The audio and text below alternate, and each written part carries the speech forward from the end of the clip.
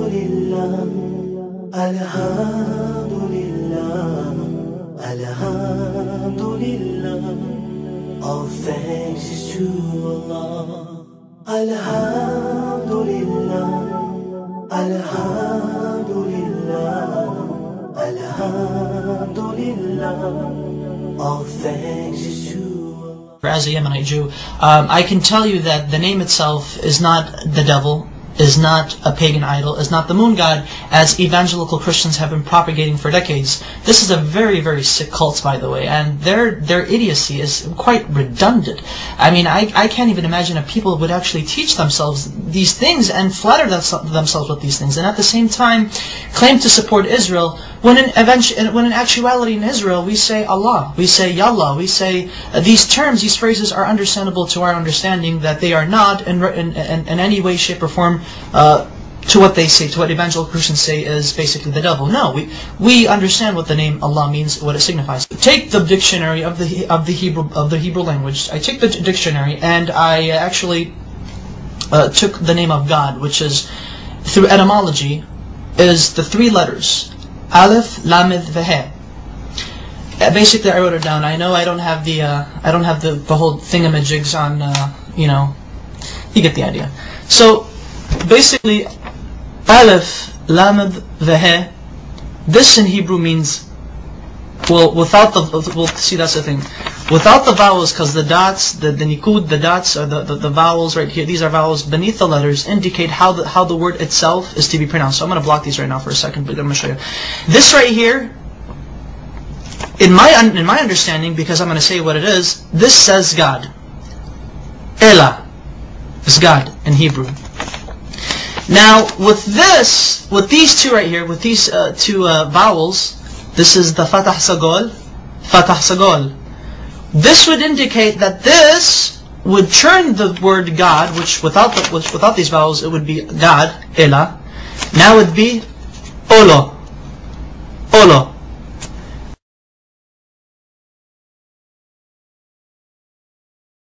Olo means a curse, an oath, or a covenant.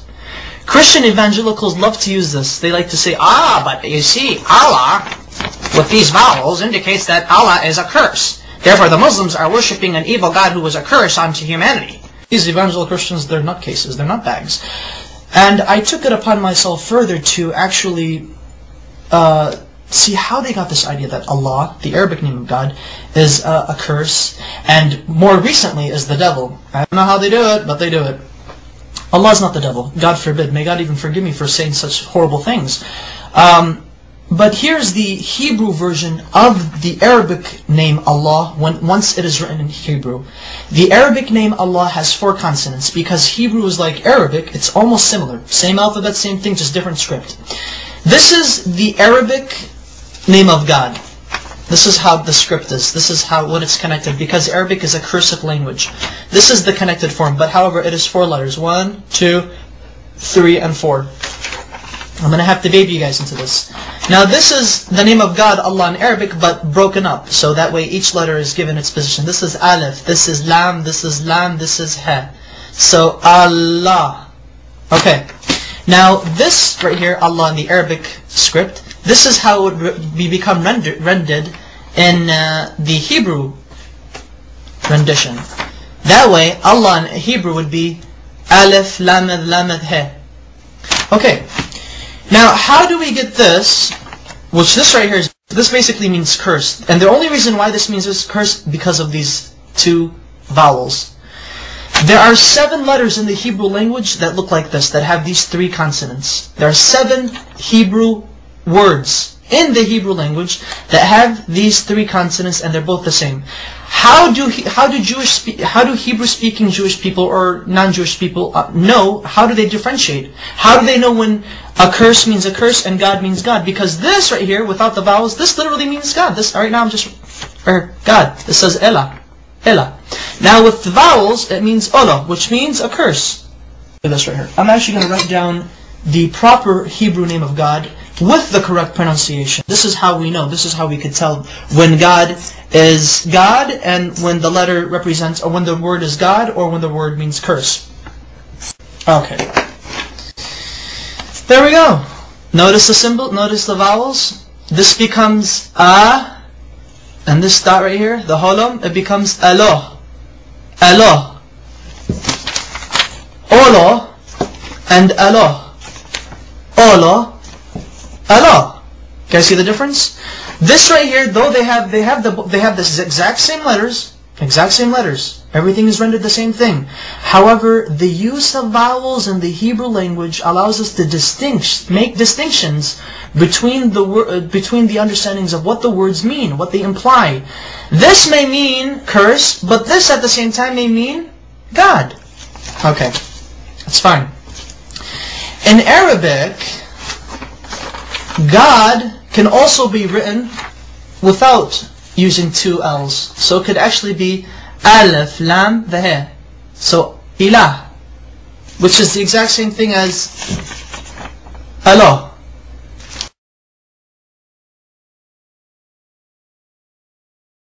Their understanding of how they approach God is exquisitely the same.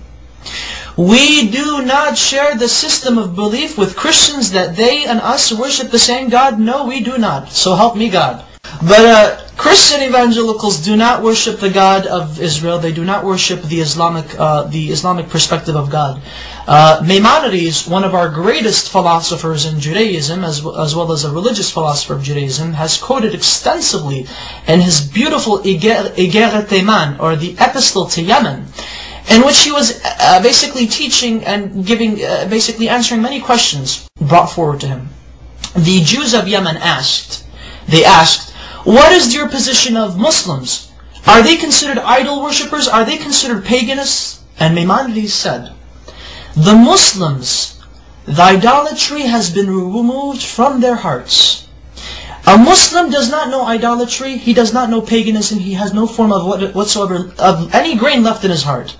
Therefore it is permitted unto a Jew, when he enters a land where he cannot find a synagogue, that he is allowed to pray in a Muslim mosque. He's okay, it's fine, it's okay. Hey, I can go to a Muslim mosque and pray if I have to, if I can't find a shul. However, Maimonides says, be careful. If a Jew enters a land where there is no mosque or a synagogue, then he is forbidden to enter a Christian church if there is one. Do not pray in a Christian church. And the reason why is because Christians do not worship the same God we do. They worship a pagan. They are idolaters. They are called Avodah Zarah in Hebrew, which means idol worshippers. So exquisitely said, so wonderfully stated. Oh my goodness! And you know, it's quite interesting that unfortunately there should be more Jews actually stating the facts as it is. That you know, Muslims and Jews and Muslims, we both worship the same God. No matter what these crazy evangelical Christians are saying, they're basically nutbags. Whatever they say, they just try to come up with exceeding lies, redundant lies. The type of lies that only a child in the kindergarten could easily make up. And emphasize that Arab Christians, and you know, this is what's also funny, and thankfully I remember this, because this is what I really wanted to say, and get a load of this, Christian evangelics. I should refer to you guys as evangelics. There are actually 20 million Arab Christians in the Middle East today, as well as the United States, as well as around the world. And Arab Christians and their religious services and their Sunday services and Mass or whatever God frickin' services they have, Arab Christians refer in the Arabic Bible, the Arabic translation of the Bible, they say Allah in reference to God. Now I would like to ask these evangelicals, what say ye of these people who claim to believe in your Jesus? What say ye to them? Now are you going to go chase them and say, oh, you're worshiping the devil. The devil is Allah. Just lets you know that classical Arabic is very close to classical Hebrew, biblical Hebrew, as well as classical Aramaic. They all tend to agree, they all agree in unison that Allah, Hashem, Allah are, through etymology, which is the study of the root of words, have come to a unanimous agreement that Allah is the perfect Arabic name of God, that it cannot be made into a male. Through its perfection, it cannot be made into a male gender nor a female gender. Rather, it is a neutral personification, not personification, but rather a neutral attribute to God. Such wonderful history.